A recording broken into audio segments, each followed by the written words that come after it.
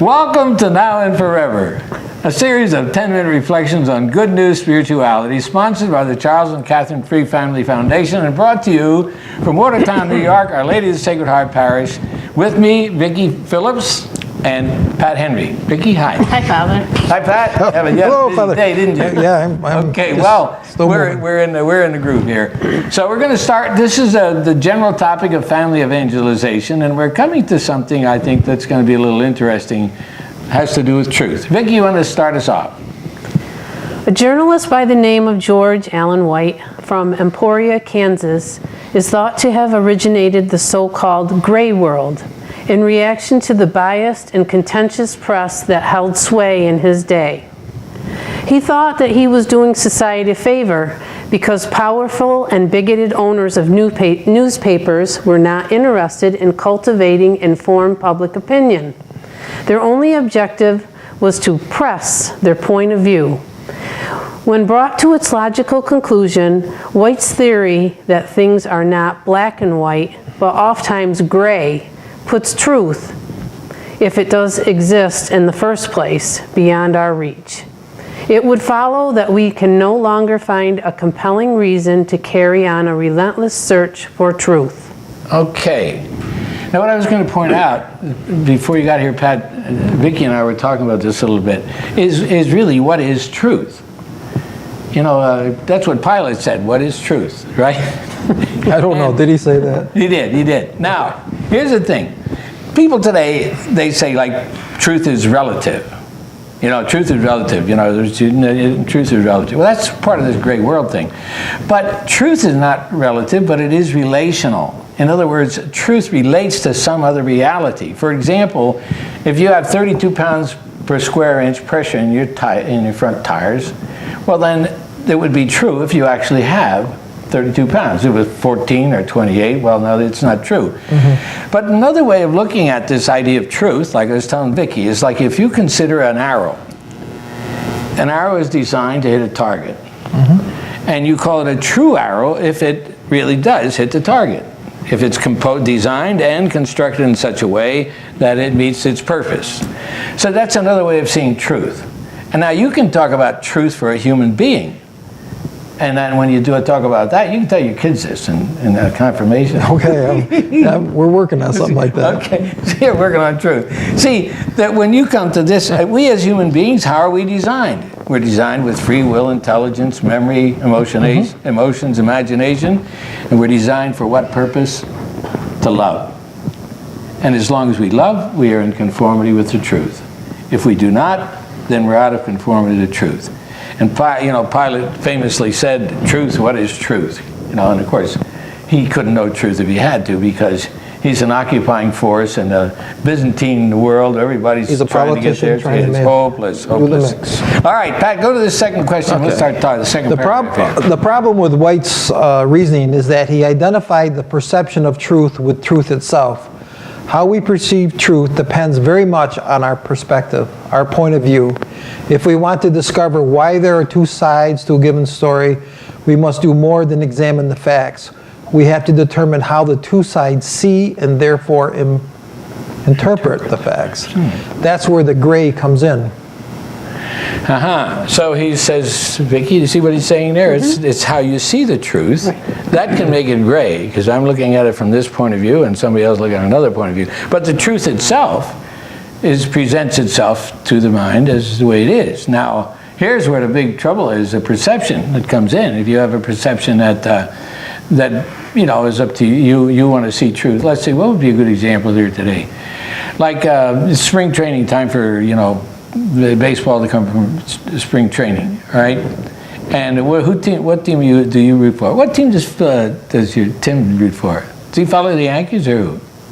He's a Yankee fan. I like the Cardinals. Oh, okay, you like the Cardinals. Now, the question is, would you see the Yankees the way Tim does?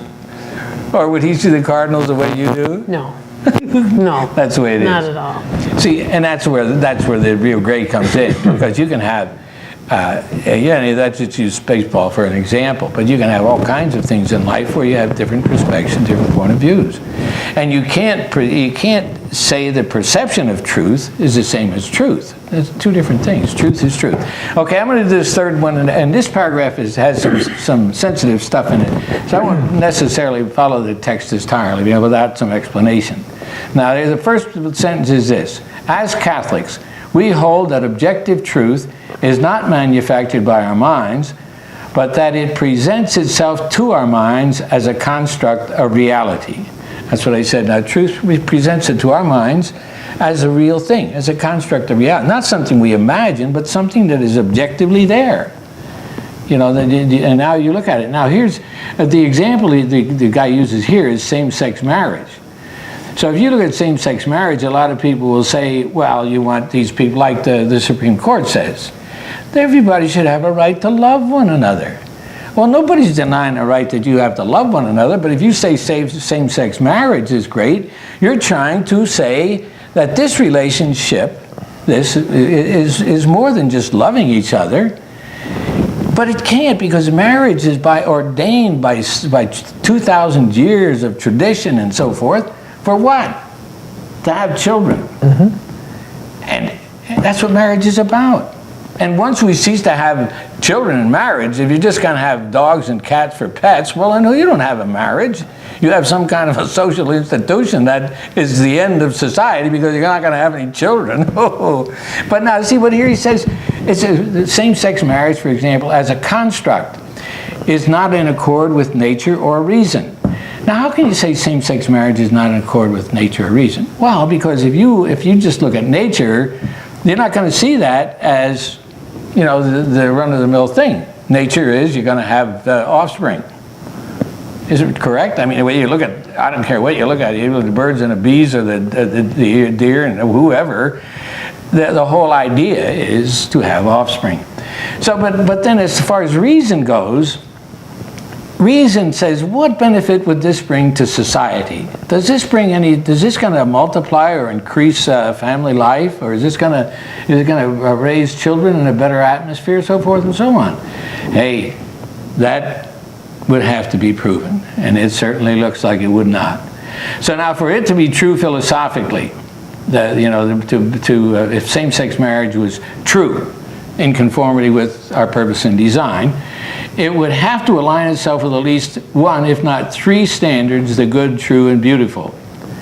So, okay, now people may argue about what appears to them as good, true, and beautiful, but the fact is, if you just say, well, that's not important, being good, true, and beautiful, that's not important, it's just whatever I want to do, that's what's important, guess what? Then you don't have truth. You have whatever you want to do. But as soon as you align something or question or look at it, an issue in terms of the good, the true, and the beautiful, then you may come up with truth, because truth is really all three. And when you put good, true, and beautiful together, guess what? It means love. Hey, Pat, I've been doing a lot of talking. You only got 1 minute. Do you have any thoughts for the Father, people? we need 4 weeks. Oh, we need 4 weeks on that one? Well, hey, listen. Because I don't agree with that whole paragraph. Yeah, okay. So let me conclude the paragraph the way this is written. Okay. We deceive ourselves badly if we think that the world's disdain for truth does not find access to our homes. Prayer is the antidote, for it puts us in touch with the God who is absolute good, truth, and beauty. For God is ever and infinitely love. Invite God into your home, and the world will not soon find entry. Thanks for listening, and we have a little more time to go, Pat. And maybe we can take this up for another, 4 weeks to discuss this? We're going to need 4 weeks to discuss this. I think this is a bigger topic than this paragraph. Yeah. Yeah. Well, it is. I liked your analogy, though, with the tire with 32 pounds. 32 pounds, yeah. Because it's really true gray area. Because if it's 80 degrees out, correct, you fill your tire. Yeah, and then it goes down to 30 degrees, like any week here in the North Country. Yeah, you get a different pressure. Yeah, what do you call it? Went on? It says, hey, you got low tires. Yeah, just wait. The weather warms up, it'll go away. Okay, all right. Hey, thanks for being with us. We'll be back soon. Take care. God bless.